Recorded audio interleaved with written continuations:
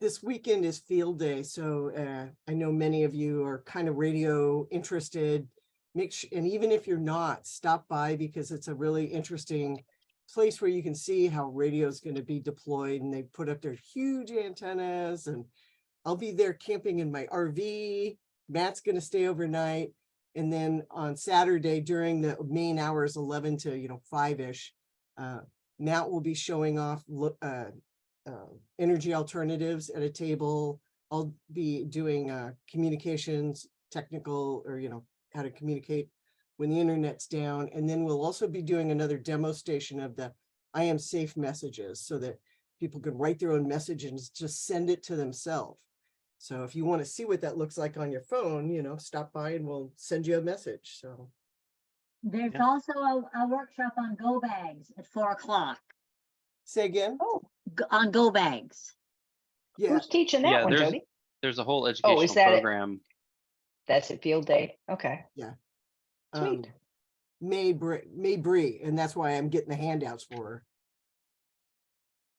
Yeah, there's a link to the to all the different talks that are going to be happening throughout the day.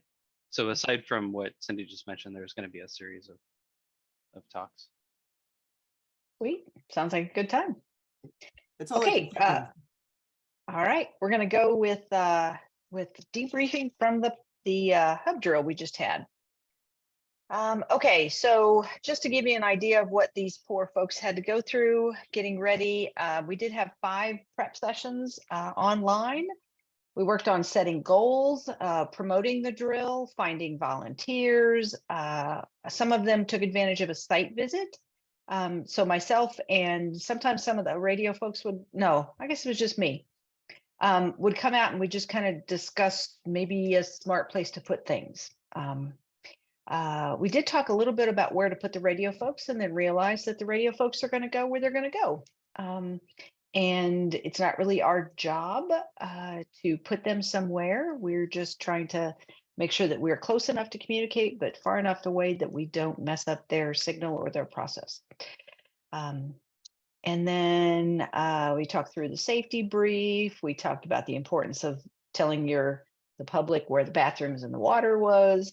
We talked about pre-printed scenarios, which we did do for this drill. So all 10 of the hubs that stood up should have had pre-printed scenarios, not scenarios, that's the wrong word, pre-printed messages from the community in their supply tent or their volunteer tent, either one, so that they could start getting matches right away. So we were trying not to start from a cold spot. So pre-printed a lot of stuff. And then we also pre-staged messages from the EOC. So that theoretically had come in the day before when the hubs had been open on the Saturday. And then we were opening up on Sunday. So, 5 hours with me on a Zoom call, with 5 different Zoom calls, and then a lot of their own work at home. So kudos to the 10 hubs that stood up. It was a lot of work. The network goals for this exercise were, we wanted to start talking about the power needs for those with access and functional needs. Not that we're going to fix it, but just get folks thinking about there's a population out there that is even more vulnerable than us completely able-bodied persons, speaking for myself. So let's start figuring out how to help them. And then meal prep issues when you don't have any power to your home or your stove. How do you get dinner on the table? How do you feed your family or your household? Again, didn't solve the issue, but there's quite a few scenarios that we're dealing with. How do we feed ourselves without power? Evaluate whether the city information made it onto the information board. So the stuff coming through the radios, ham radios down to the hubs, did it actually get posted for the community to read? That was one of our benchmarks. We wanted to see if that happened. And the way you do that is you take a picture of the information board before you shut the hub down for the end of the exercise. Wanted to see what the neighborhood maps, how they would be used. So we worked hard to get those out to everybody. Again, take a photo before anything got erased. And then we trialed a safety briefing form, just trying to make it as idiot proof, as easy as possible for folks. They don't have to make up a safety briefing. When they have so many other things on their mind, they just pull this out and have somebody read it. So we trialed that. We talked about playing with bike messengers and moving batteries around. Didn't get to that, and also didn't get to the trialing the I am safe process again. So power needs. How we pushed this issue with the hubs was we pretended like people in the neighborhood had generators, which we all know is a ridiculous idea because very few of us have generators. But that was quite a few of the scenarios involved generators, just to get people thinking about how important they are and a smart way to use them.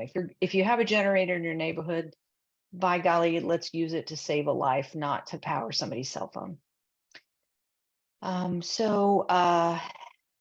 We also had a scenario in there where you could go to the fire station to use their generator for life essential medical devices. I don't know if that's possible. Wrote it down as a potential just to get people maybe thinking about it, and frankly, get me thinking about it and figuring out if that's something the fire station can do. If they're not off fighting fires, can they stay put and offer their generator to those truly in need? Because I know they do have generators. Meal prep options. There was some scenarios where folks were sharing grills, propane grills, charcoal grills, wood burning grills, whatever you got. Quite a few of the scenarios involved propane and trying to see if there's any propane in your neighborhood that you might be able to utilize in an emergency. That came up with some really interesting really interesting findings that a lot of our neighborhoods don't have propane anywhere near them, don't even have gas station close.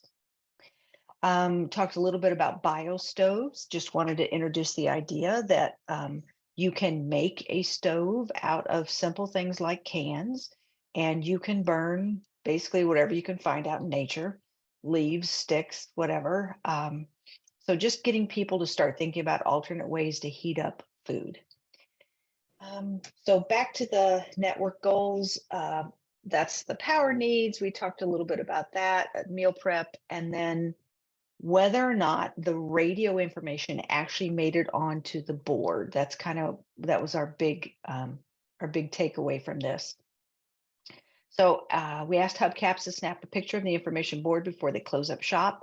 That got done some of the times, other times not so much. I'm going to skip through this. So these are the results. I have not seen, either they didn't take them or I just haven't gotten to them yet. 4 of our hubs, I haven't seen pictures yet, so I couldn't evaluate. But of the 6 hubs where I could see pictures, 66% of them got the message from the city that schools were closed on Monday. They had that posted up on their board. So nice job. I was really impressed. Cyber attack I was curious to see how that messaging would look. How do you put that? Because the city, and I can't remember the exact wording, but the city said, yeah, we're pretty sure this is a cyber attack. Just wanted to let you know. I wasn't really sure if the information person would actually write that up on the board. Like, really, what does it matter? There's not a thing we as citizens can do about it. But anyway, 66% just, duly noted it on the board. And then we did have a scenario where, and I'll talk a little bit more about this, but it basically was telling people to unplug their appliances so that when the power does come back on, they won't be damaged by spikes in electricity. And about 50, there's a question mark there, but it should be a percent. About half of the hubs actually put that up on their boards. So, in my head, I'm happy with that. I really just kind of wanted to see how it went up and what it looked like. And Cindy, it looked like you had, go ahead. Yeah, I uploaded the Ballard Commons pictures. Did you see those in the drive? I have not. I just saw that Jody didn't have them, and so I hadn't looked beyond that. And some people uploaded pictures and they never got a picture of their information board. So it might be a little higher than the 66%, but I'm pretty happy with it. Oh, and I see Mary Kate uploaded Jessica's The unplugged message was the only one. Oh, interesting. And yes, Catherine, we are going to talk about the unplugged message a little bit later in this So debrief. there was only 3 injects that we were supposed to capture and get up on the whiteboard. The message that came out from the city was very long-winded. Catherine did a really good job of shortening it, but it was still very long. Some of it was repeats about, don't flush the toilet, traffic's a mess, that kind of stuff. These were the ones that I could see up on the board and I was kind of looking for. Some of the hubs did more detailed, some did less detailed, and I've got some of those pictures to show.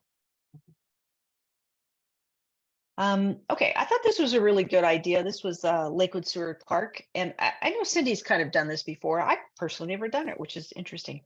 So she had 4 signs, and this one says, "What is going on here? We're practicing our response to a disaster, a major citywide power outage." And if you could see this, this is like, brown paper on cardboard, very, very informal, but really, really effective. And then she's got another board saying what the scenario is. This is a power outage, happened on Friday. The next one is kind of where we stand. City officials are working on it. We've gotten some message yesterday. We don't know what's causing it. And then instructions to the public saying, take 1 or more of our mini scripts to learn how this disaster might impact your household and neighborhood. So I just thought that her whole setup was really good, and I just wanted to show it for future drills, just as a way to educate the public about what we're doing and how to get involved. So let's look at the information boards. This was at, I'm not sure where. Anyway, Lutheran. Lutheran. Okay, I loved this idea of using blue painter's tape and using that to mark what it is, what's going on. I just thought that was fabulous. And here you can see they took their neighborhood map and laminated, taped it to the wall. So again, super, super useful. Just very big and bright and functional. So I thought I'd show that. This is a question I heard multiple times, and we kind of talked about it in our debrief, myself and the 10 hub captains, is this idea of what goes on the whiteboards. First of all, what goes on the information board, and then secondly, what information is supposed to go up to the EOC. So we're going to address that a little bit. In general, I think Cindy and I would agree that what goes on the information board is stuff that everyone in the community needs to know to stay safe. Anything you have that deals with water, sanitation, utilities, stores in the area, schools in the area, down to power lines, because that's a big safety issue. Fires, any big food issues that would involve like the entire community. And then any kind of bridges. So stuff that everybody would need to know, but anything that involves, like, I'd say 5 households or less probably shouldn't be up on the board. There's just not space for it. I did want to point out for this drill, because it was a massive power outage and not an earthquake, so not as intense. There's not as many people injured or dying or in, great peril, that kind of thing. In my head, it's possible that the EOC might have the capacity to take more information from us. But there is no hard or fast rule what goes from the hubs up to the city. It is very scenario specific, and I believe the hub captain and the radio folks will shoot you down if you start sending stuff that isn't appropriate. Go ahead, Cindy. With Mark Shepard, right? So we haven't gone back and revisited with ACS, but we did have 4 bullets that we drilled to for multiple years that were health and life safety. It's sort of like exactly what you put on your one side of your board here. Health and life safety of major impact and people at risk. and then critical infrastructure, and then there's one more below that. So we've lost kind of like that repetition, and we probably should go back to ACS and OEM and go, is this still the, you know, kind of like 3 guidelines we can use? I'm not sure. Nice. I'm not going to try and find it right off the top, but you know, those words that they gave us was kind of an easy way to sort down and go, nope, broken leg, nope, not going in. Okay, here was one of the boards that I saw, which I thought was really interesting. First of all, I really like the red. I think it's very you know, it makes a lot of sense and it's keeping you up to date. I thought the time was really good. I'm going to pick this apart a little bit. So, you know, if I was writing this and I was short on space, especially, I don't know that I would have bothered with vehicles damaged, truck is smoking. I don't know that that's necessary. No emergency services on site yet. Again, that's hard to keep track of whether or not that's accurate, you know. But I thought this was kind of interesting. Citizen report needs an update. So in my head, maybe the hub manager or the volunteer coordinator would go by this board and go, I wonder how that traffic jam is doing. I wonder if that truck is caught on fire yet. Let's send a couple folks out there to find out, which is kind of what this needs update. That's what I'm guessing they were getting at. So that was, it was just interesting how this hub reported this stuff on their board and what they made in red. The other one that is on here, it says, from electrician in neighborhood, everyone should unplug all their electrical devices to avoid the power surge that will occur when electricity is restored. And we're going to talk about that. The house fire, that was kind of cool. Yeah. Apartment buildings next door. Again, if you were tight for space, I don't know that I would have written that, but this is another community message board. This was really, I thought, really fascinating. The questions that came in from the community, when someone didn't know how to answer, they posted it here with a little box. I think you would quickly run out of room, but it is a way to capture what people are asking about that we just don't have information on yet. Like this last one is Bartell's open for medication? I guess it probably meant medication refills. It's possible to send somebody over to Bartell's to find out about it. So this was an interesting way to capture a lot of stuff. And this is their community messages board, which I believe was different than messages from the EOC. They separated them out. So just showing you just options of how to do this. This is pictures of how people organize their haves and needs. This is a very, very, this system has been around for forever with these laminated signs up here, food and water in different languages with pictures to help folks that, you know, where English is not their first language. And then I'm assuming the pockets below that all have to do with food and water. So that's one system that's, again, been in use for a while.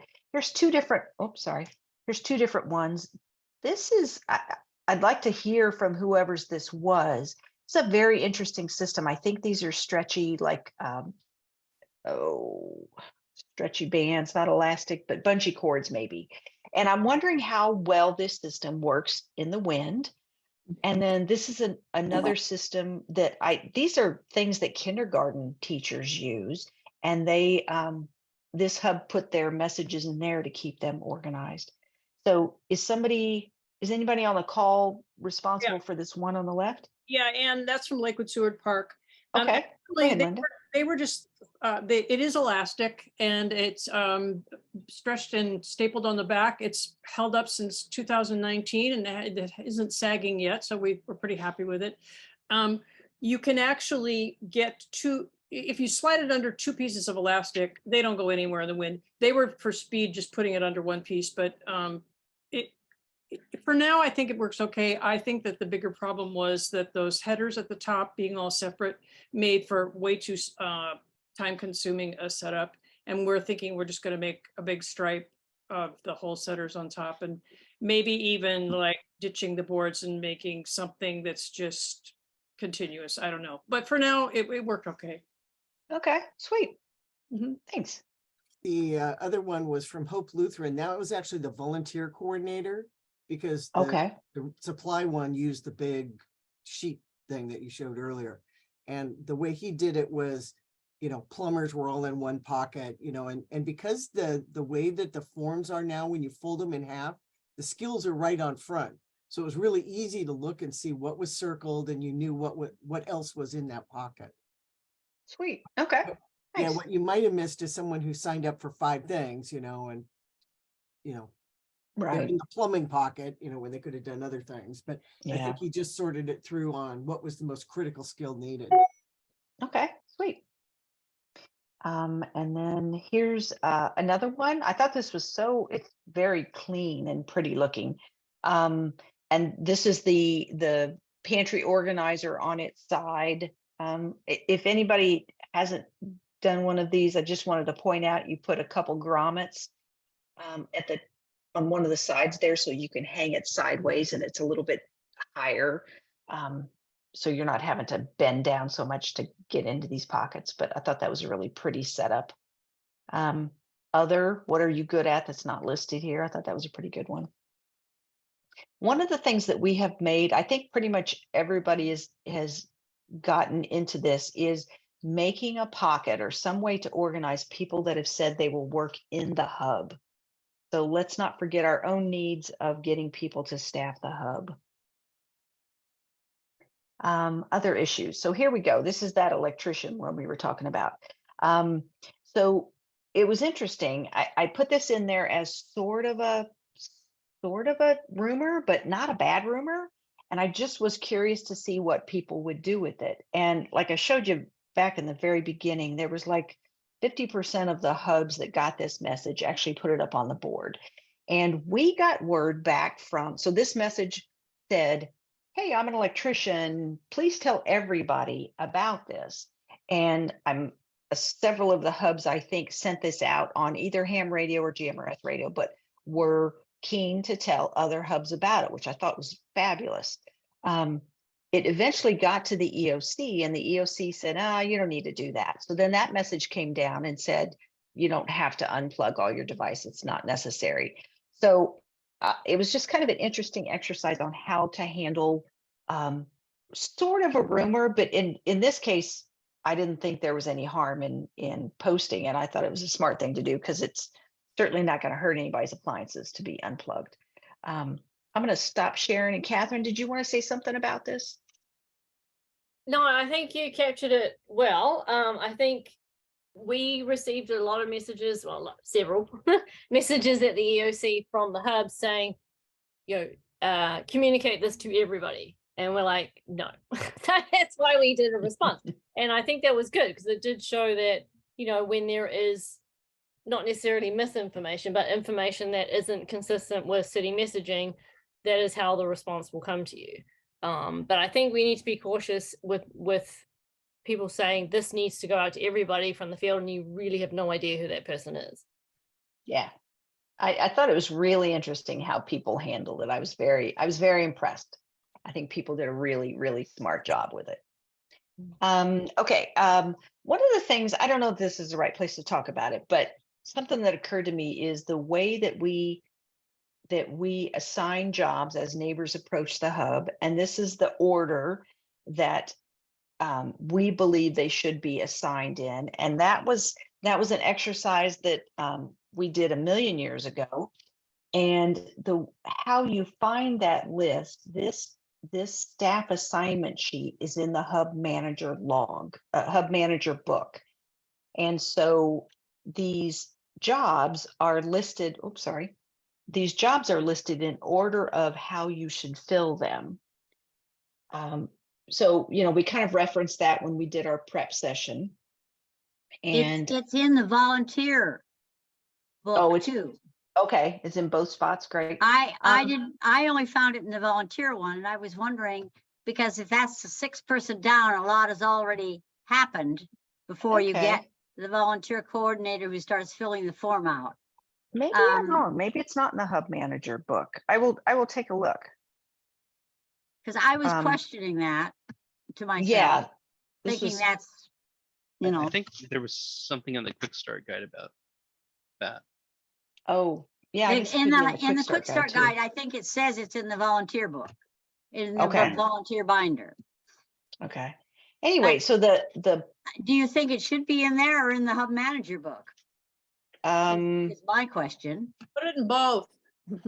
yeah, there we go. Put it in both. Definitely put it in your quick start guide. I think what I'd like to propose to have a conversation later about is maybe reconfiguring this order a little bit and putting the volunteer coordinator up front more, because the greeter's number 2, but who does the greeter has no place to send anybody because we don't have any volunteers yet. I can see Cindy's. Yeah. That that's a semantics thing, because the greeter on, you know, the column on the right, the greeter is everybody else, including what are you here for? And if they say, I'm just looking, they go, then you're now my volunteer coordinator, or whatever's next. You know, the greeter is just running traffic and triage. And the volunteer coordinator can do that just as well, except when somebody says, I have a message and what do I do with it? You know, then the greeter would have said, see that whiteboard over there, go over and write it down there. And as long as your volunteer coordinator can do that, you're okay. Okay. So maybe it's just semantics and we don't really need to make a formal change. No, I but just thought it was interesting. No, your point though, that we've had that discussion before, it's like, whether it's 1 or 2 of you running the hub, the very first person you should be recruiting is your volunteer coordinator to start filling the rest of the hubs or the rest of the roles, right? So Okay. it's one of the top 2 or 3 jobs. Okay, not number 6, which is where we currently have it. Yeah. Okay. All right. Yeah, So- I actually assigned that right away to Yeah. my wife, smart, who was Matt. there just to help offload that. Yeah, excellent. Okay. So safety briefing, this is just what we did. Safety is everyone's job. Move calmly, ask for help if you need it. If we have a true emergency, the exercise will stop. The only thing we need neighbors to do is get out of the way and flag down emergency vehicles. But you know, more people is not necessarily better. Bathrooms, water, and just a general, our goal is to help our neighbors. It's not perfection. Everything we do here today is a giant step in the right direction. So that was the safety brief that most folks got. For a few of the hubs, I had a chance to look up where the closest AED is, and I have an app where you can do that. And then the closest Stop the Bleed kit also. And so this happens to be Broadview's. Just to truly prep people as much as we can. If someone in this, you know, in our group here goes down with a cardiac problem, the best way to help is somebody runs to get that AED. So just getting people to think. So anyway, there's probably more that could be added to the safety briefing, but I wanted it short and sweet, and so that, you know, if there's nothing else we need to add to this, we ought to get this out to everybody if it's No, not there already. I have, and so does Cindy. Let Cindy go. Well, no, we're missing the first aid kit. I mean, Oh most yeah, hubs got it, yeah. but you Oh, need to man. say if it's in the box or is it, you know, sitting at the volunteer coordinator, or, you know, because we actually remember the drill at Madison Park where somebody actually really got hurt. We had to bring out the Band-Aids. Yeah. Thank you. I forgot that. Go ahead, Linda. I looked up where our nearest AED is. It's a half an hour away. Somebody could die. Ooh.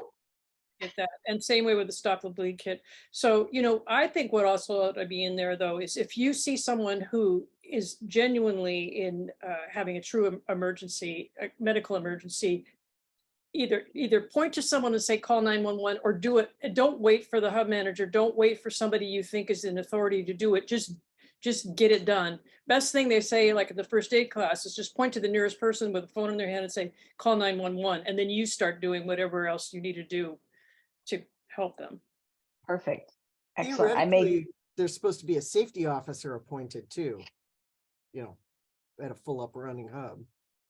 yeah, we didn't do that. But I put both those things to include on the safety briefing.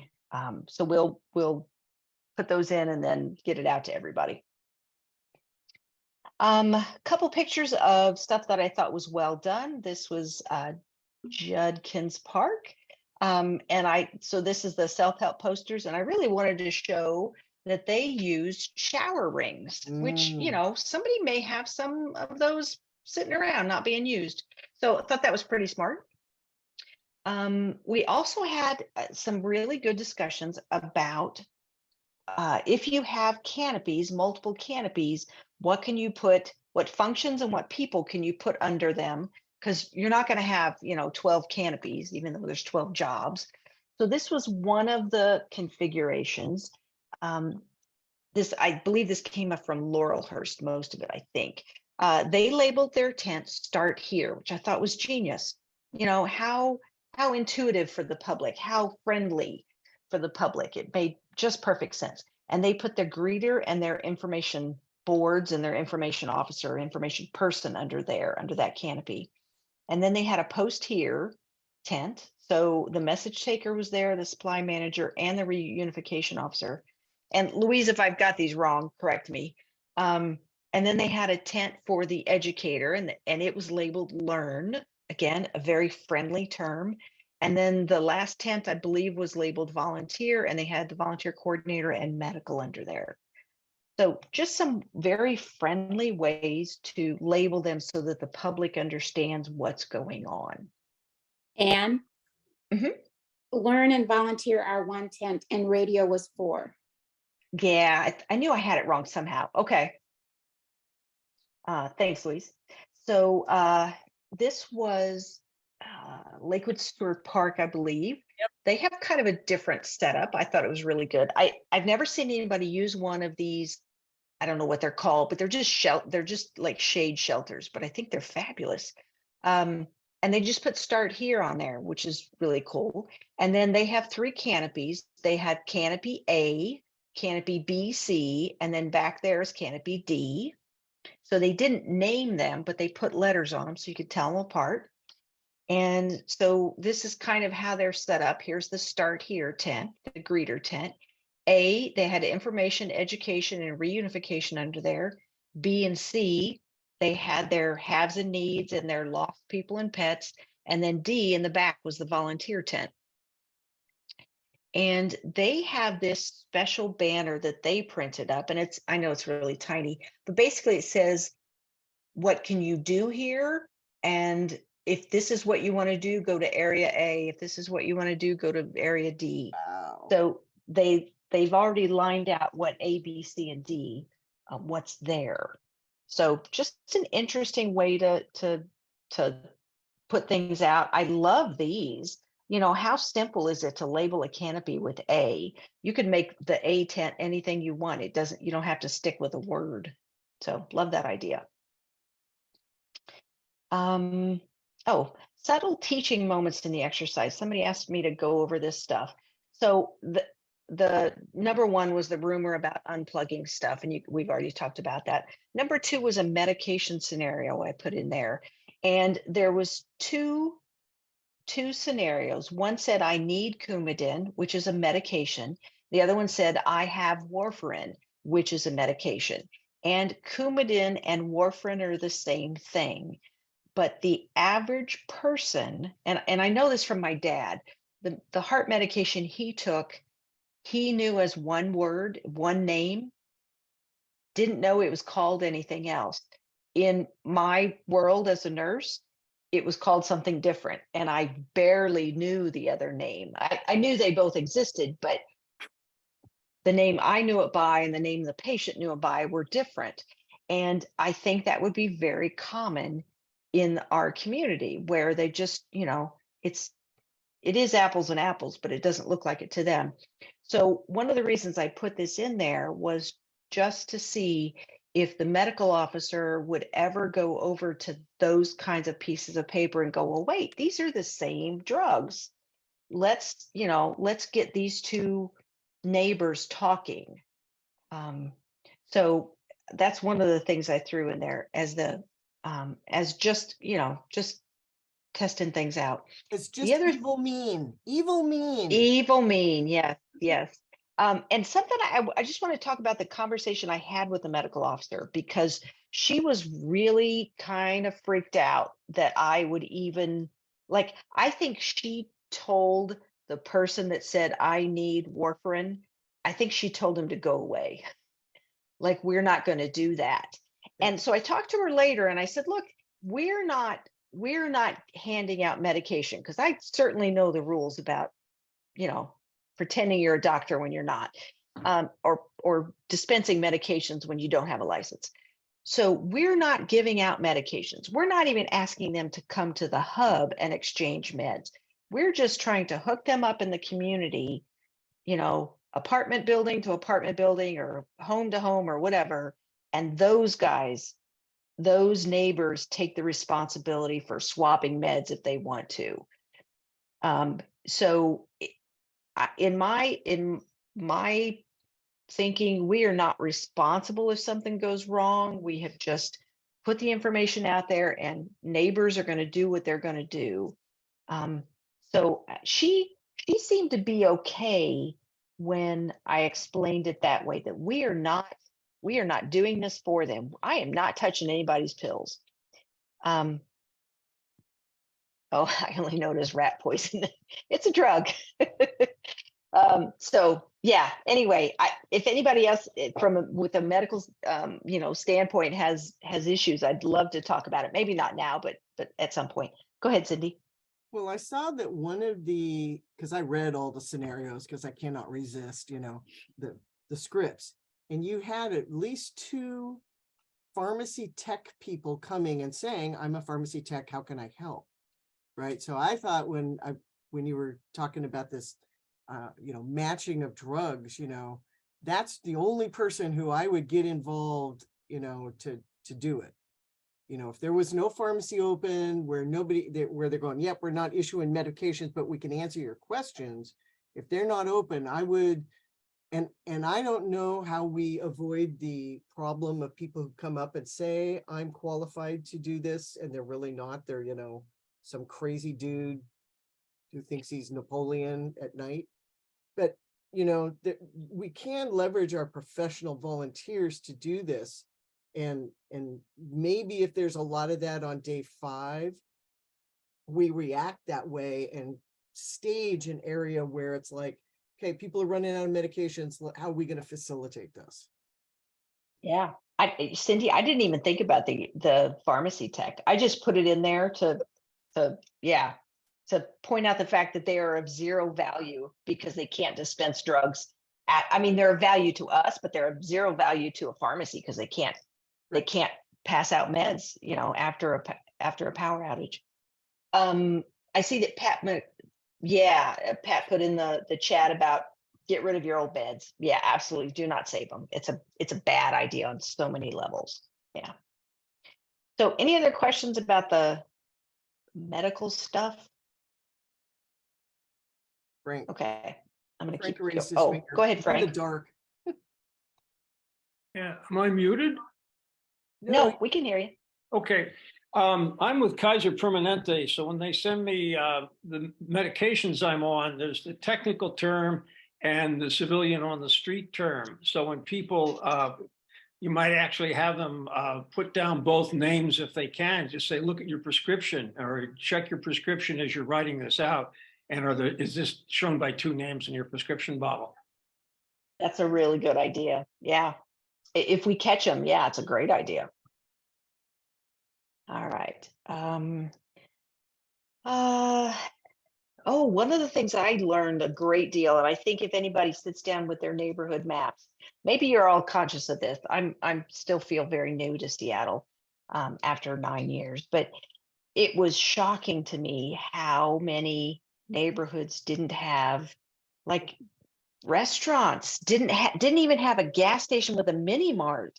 I mean, nothing, because a lot of the scenarios I was writing were, oh, this restaurant's, going to have a big barbecue because their freezer is unthawed, and man, they didn't have anything. I thought, wow. I think if nothing else, those maps really point out how few resources, or maybe how many resources you have near you. Propane tanks was another one, no gas stations nearby. I don't know. One of the scenarios was, for some communities I wrote, there's a U-Haul, one of those truck rental places, and they've got propane tanks they're willing to loan out to the community. And then started looking, and very few neighborhoods actually have a resource like that. So it really makes you realize what you have or don't have.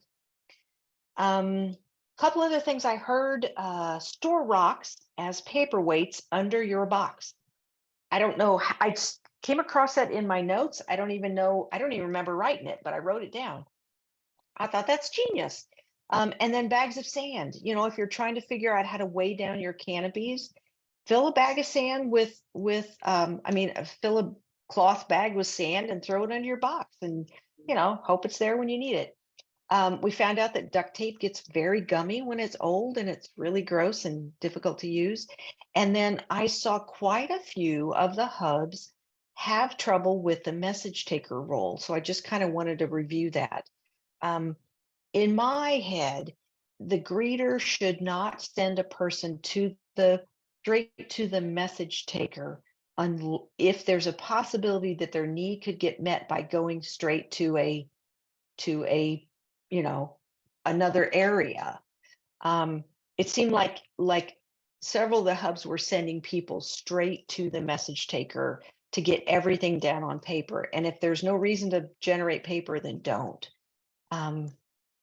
So yeah, send them if they're looking for a supply, send them to the supply area. And if they can't find it, then send them back to the message taker to get their needs written down or something like that. So any questions with bottlenecks at the message taker? Yeah, go ahead, Cindy. To continue that, so we were doing that at Hope, and the greeter would send him over, go look at the supply board. And what happened was the supply guy got so interested in what they were asking, he literally was stopping and filling out the form. So that instantly turned into a huge bottleneck, because he was manually filling out every form instead of saying, go over to the message taker and get written down. And we didn't figure that out until about an hour in. But we kept looking over going, there's always 4 or 5 guys in front of his table. What's going on? I think that's some control issues myself. Go ahead, Jody. Message taker was a bottleneck at Ballard Commons too. And one of the things that I'm thinking about is that the greeter could send to the message taker only people who are going to fill out the need have, report, or lost found. That the greeter could send volunteers directly to the volunteer tent. And then my thought was, if you had 2 people at the message taker tent, one could handle lost and founds, and one could handle have needs. That way they would each develop a faster, more adequate way of filling those forms out than if they're bouncing back and forth between the 2. So it seems to me that diverting some people before they go to, if the only people that go to the message taker tent are the people who are going to fill out those forms, the volunteers can go right to the volunteer tent because they've got their own form. And I also, one of the things we didn't do that I read when I was going over things afterwards was the idea of having a public message board, a personal message board. And that's something the greeter could handle too, that would also keep people from clogging up the system farther on. Sure. Yeah, good input, Jody. Thanks. Anne, you had your question up, or your hand up. Yeah, I think in the past we've talked about having participants complete the form when they kind of have enough presence of mind, right? Sometimes they'll want to lean on you. But I was struck by, oh man, I would have been much better off if I just had a bunch of clipboards and forms ready to go when someone came up with something, say, fill out this form and then go over to the, tent number 4 or the blue streamers or however you marked your tents. But I did feel like I needed more clipboards. That would have, I think, really helped with our bottleneck anyway. Yeah. And then I think it's a great idea to let people write their own forms. If you think they can do it, it makes much more sense, much more And efficient. we review it to keep it, make sure it's Exactly. complete, right? Yeah. The message taker needs to be that QA person to make sure you can read it and all the information's on there before they send them on. Yeah. Good one, Ann. Thanks. Anything else? Yeah, go ahead, Jody. Catherine, And then If Catherine.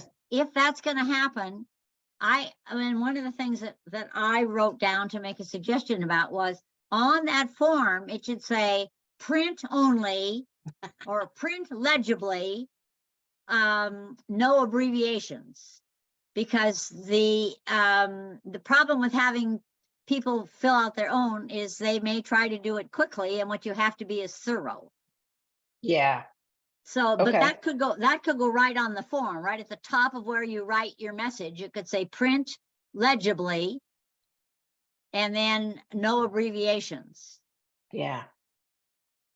I will see if I could, see if I can fit it on the form. And if not, then a sign at the message taker that, when the message taker hands him the form, he says, okay, circle here at the top because you're here to do whatever.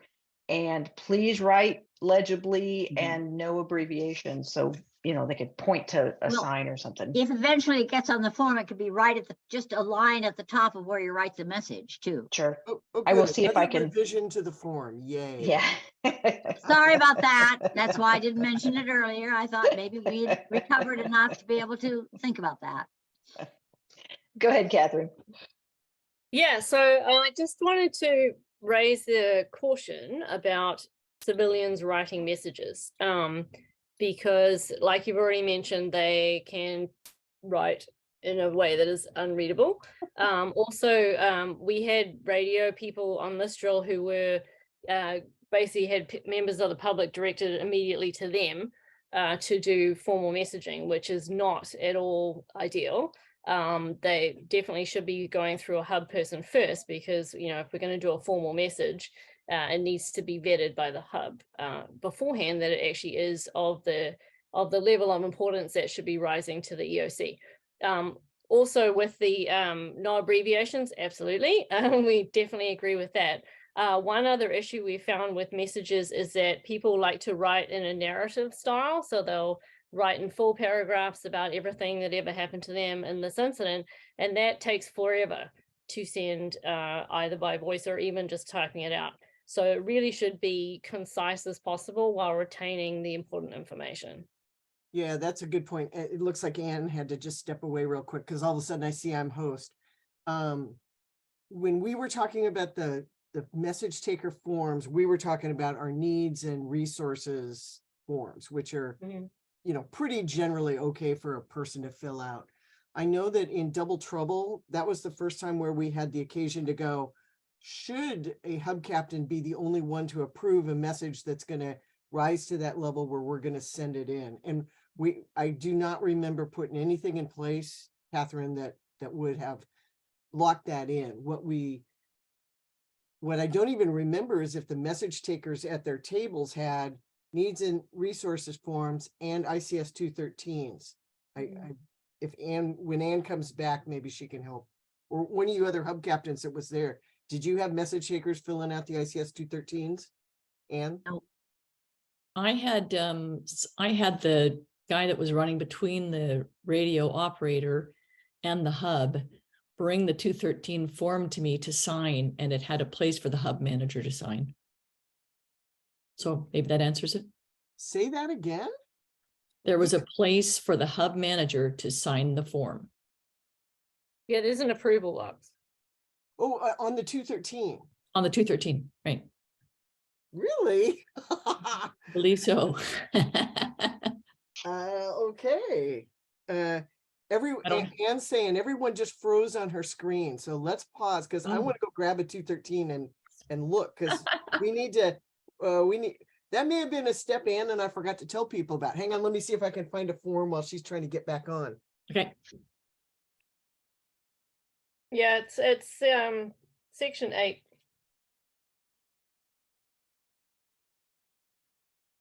Yeah, she says, okay, she's going to come back on. Hang on. Say, one thing I might mention to the group while we have a minute, if you folks can hear me. When you're dealing with a radio operator, they're a ham radio operator, their 3 duties are to receive, transmit, and monitor. So when they're sitting there and they may not appear to be doing anything, they may have been told be ready in about 5 minutes for something coming through. So I've never interrupted them when I've worked with them. I've always gotten it clear and said, okay, now we can talk. So. Yeah, so what I was thinking you were saying, Ann, is that it was actually said approved by hub captain, and then it had a blank for the name, but it's approved by name, so that ACS could go, yes, the hub captain has seen this, and it's not Joe sneaking a message in on me here. So yeah, I'll talk to Ann and say that's a kind of, got to make that a little crisper next time. So she should be back in a minute. Anybody else have something else on the message taker bottleneck sort of thing?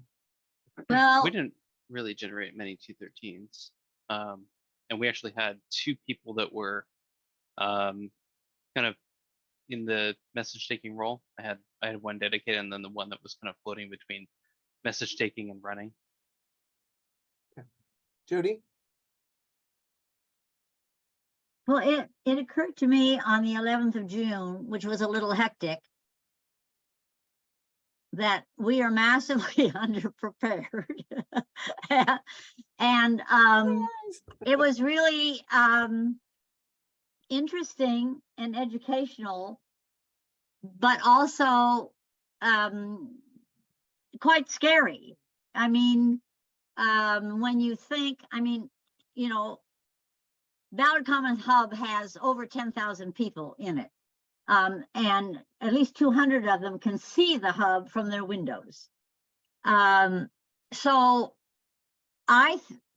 it seemed to me that getting the processes down is something we have got to spend a lot of time and energy on.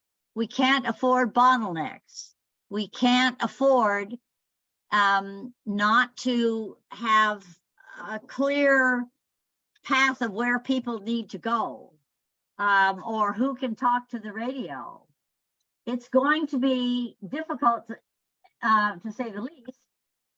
And But Jody, yeah, the whole premise of the hubs, and this is we can scare ourselves to death about how we're not perfected at this, or we can recognize that we are baby steps ahead of the population. Every time there's a disaster anywhere in the world, people gather and help each other. right. And all we're doing is trying to come at it a little bit semi-organized. And every time I've set up a hub, it's different because scenario is different, or the people who showed up are different, or it's sunny, or what we teach is be resilient in your thinking, know your principles, what you're trying to accomplish, and do the best you can to get those done. And hopefully super smart people will show up and take it off, or, help us by expand and become people. So you cannot have a process where you go, you must have this process and you must do it this way, because we will totally fail. No, that wasn't what I was saying. Okay. But I just don't want you to be stressed that you've got 10,000 people, because Belltown will go, well, I got 80,000. So there. It really is just get out there every time, recognize how bad this is going to be. And we as community leaders are at least doing a little bit to get us, and you had your hand up too. So Yeah, I was just going to build on that. I mean, I think ours was as ugly as it could get. It felt so awkward and clunky in the beginning, and I was kind of prepared for that. But what I think the value is for sure is that it's a starting point. It's a framework for how we can get it rolling. So if enough of us who participate in the hub, or if anybody who's completely unfamiliar can at least look at a very basic document that describes what the objective of the hub is, you fall into a cadence fairly quickly where people can say, okay, I got my hands around this role. We did not have the opportunity to change up roles, which I thought would have been valuable for all of us to try more than one position. But that's still okay. We were watching one another. But anyway, mostly I felt like by the end of the afternoon, we'd fallen into some kind of a cadence that felt comparatively comfortable. Well, all I was saying is that I think talking about process and alternatives and flexibility Yep. is definitely something that should feature prominently. Yep. Because it'll sure as heck help. Yes. Yep. Going through this a couple of times and going, okay, these steps seem to work better than those steps. Yep, absolutely. Anne is back.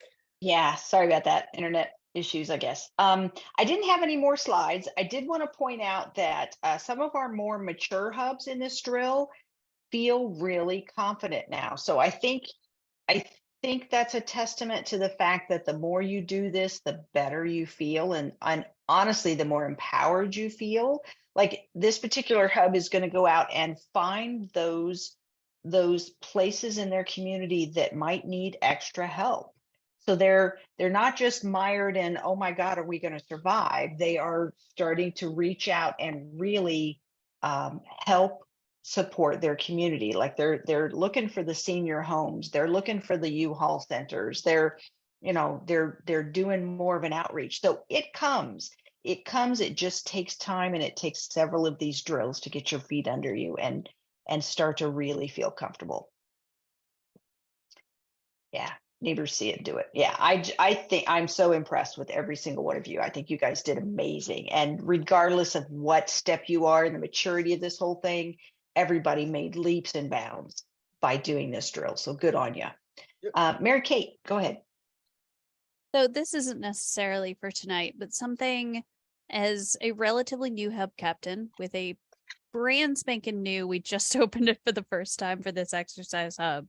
The people who were involved when we set this up are not involved as much anymore for a variety of reasons. Our community council has experienced a boom, and we're in a bust cycle right now. So I could really use some help building up our hub. None of the people who were supposed to come to help staff our hub on the day of the exercise came. Oh, ouch. So we had so many people drop out. We were fully staffed, or close to fully staffed anyway, because we had wonderful people from this group primarily.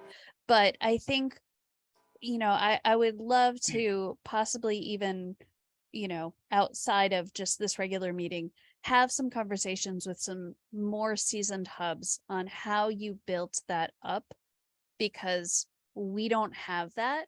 And that's really more than our process, more than everything else. We need to get more people involved to build that, so that we can, next time we exercise this, have more people from this neighborhood not just walk through it, but work it. Yeah, thanks, Mary Kate. We've heard that in more than one spot. We've got a couple of hubs in a reboot, because they had either just gotten kind of like feeling good and were going to do their first exercise, and then COVID hit. So there's a couple of them where the original members have shifted on or not come back. And the second problem is, just like you said, the community groups across Seattle are in a complete downturn. And so, may take a conversation with like Department of Neighborhoods to go help us. We're not just neighborhood based. We're topic based across the city. How do we do this better? Yeah. So Mary Kate, we hear you. It is not falling on deaf ears. Yeah, actually, the new interim director of the Department of Neighborhoods went to Lakewood Seward Park. We invited her, and so she actually got there. And so I'm looking next month to set up a conversation with her to go, gee, what do you think? you know, how can we do this? And your area, Mary Kate, is definitely one of those neighborhoods that they worry about because you've got so much language issues. You know, you're in a really weird intersection of residential on top of industrial practically. So Yeah. Oh, we're not that weird. But yeah, if you need any help with that, I worked with Jennifer Chow briefly when she first moved to Seattle back when she was working in the CID. So I would love to see how Department of Neighborhoods can help build this up. yeah, she's still very interested in the CID, which is kind of a leverage point for you. So Yeah, I mean, part of our neighborhood, when we drew our boundary, we figure we might get sort of the eastern side of the CID that's within our watershed. okay, perfect. I will keep that in mind when I start discussions with her. All right. Anything else having to do with the drill on June 11th? I Go ahead, Linda. some of those questions were in my email to you, and I don't know if you want to address them at all tonight, but you know, we were just mentioning languages and people who do not speak English or who come to the hub. Number one, I know that Cindy, you led a deep dive, or at least a hubcaps meeting about the census documents and where you find the language stuff and everything. And we weren't ready for it then, to be honest. And so I would love a link to that. I'll go back and review it if I can just find out where to go. So you don't have to repeat all that. And we did have somebody came, it was the woman from Department of Neighborhoods who pretended that she was speaking her native language from Philippines. That's Jennifer. Yeah, and we tried, and my greeter tried valiantly to communicate. I don't think it was very successful, but it was an attempt. Perfect. No, because if she sees how hard it's going to be, Mm. it's perfect. And literally today, Deborah Widmer sent me an updated language card. Oh, good. Because they are redoing it for, I think, older adults. And I couldn't open it on my phone while I was out today. I haven't even seen it yet. So she said, do you hubs want to, you know, get back in and do more on this? So I will let her know. Yes. Yeah, we do. Yeah. Ann Bond's got her hand up, Ann. Go ahead, Ann. Yeah, just one quick note on that. You know, Google Translate allows you to download an entire language to your phone. So I have French and Spanish downloaded to my phone, which means you don't need any internet service in order to be able to translate not just a word, but an entire sentence. So if you know which languages are in your neighborhood, it could be invaluable. Andy Yeah. Peck did a whole presentation on what to do with your old cell phones, which was get them, you know, have the charger, keep them charged at your home, but download all your languages on them so it doesn't tie up your cell phone. And it's sitting there as a resource for you, you know, and that's somewhere in the Google Drive too. Nice. All right. Anything else? Oh, go ahead, Catherine.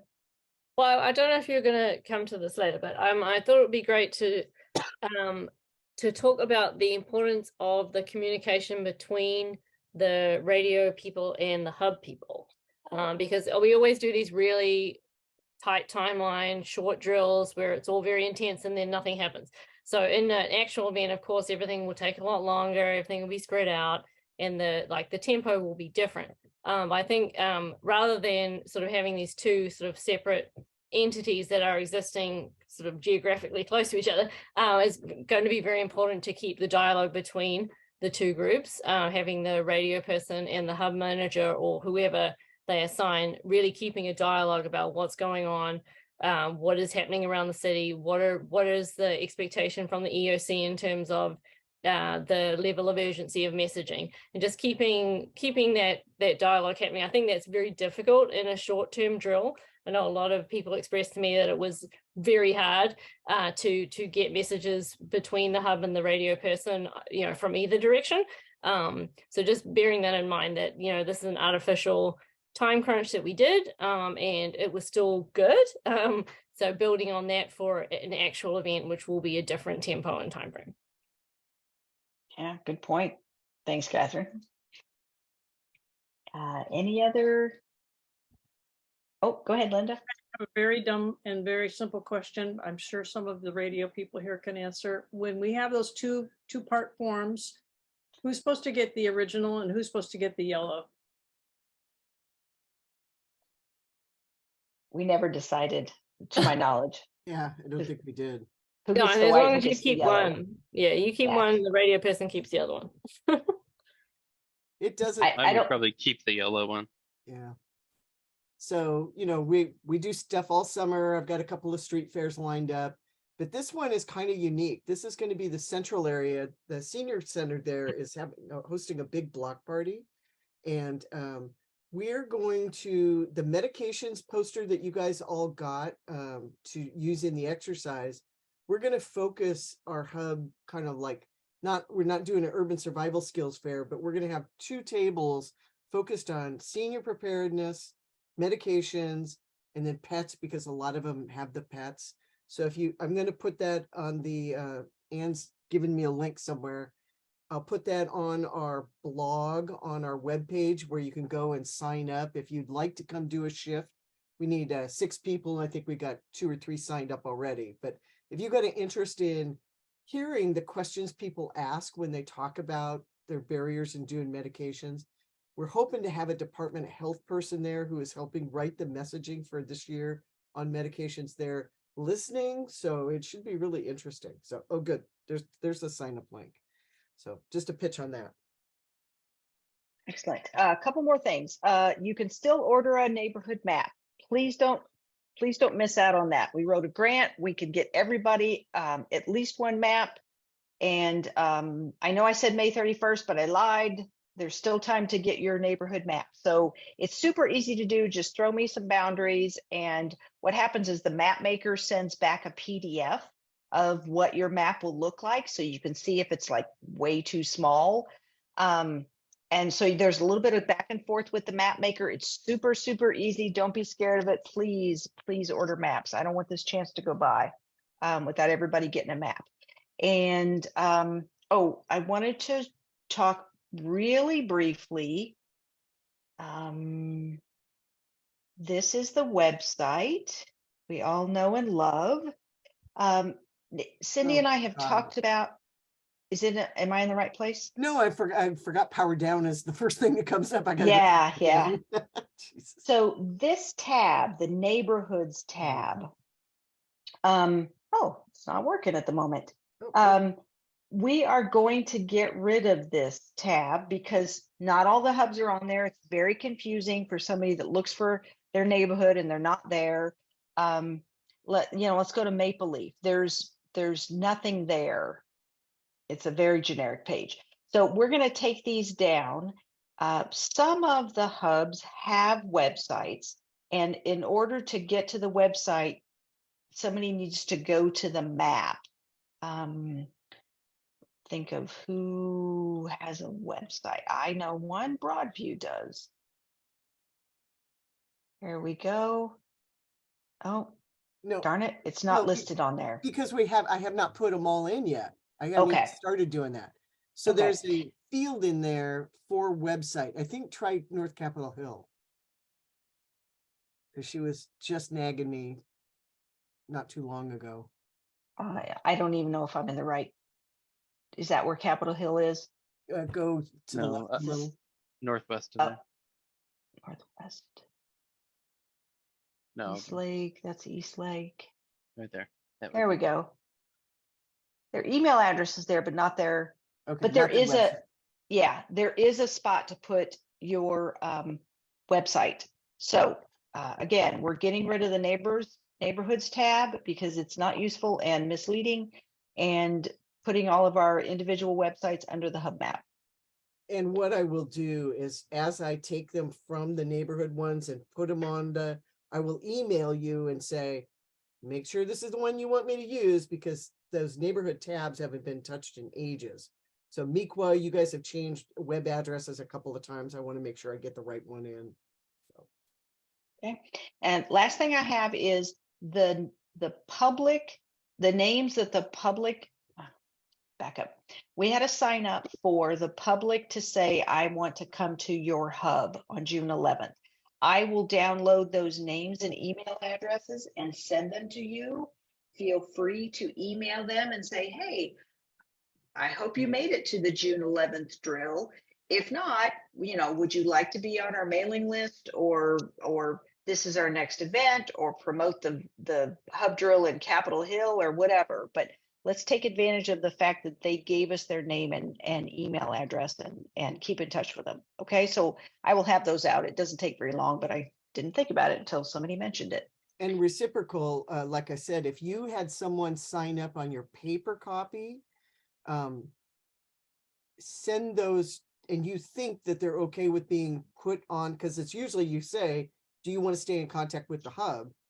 You send it to me and I put them on the MailChimp newsletter. You may have a direct email list, but if they get the newsletter, then they will automatically get the quarterly newsletter that goes out.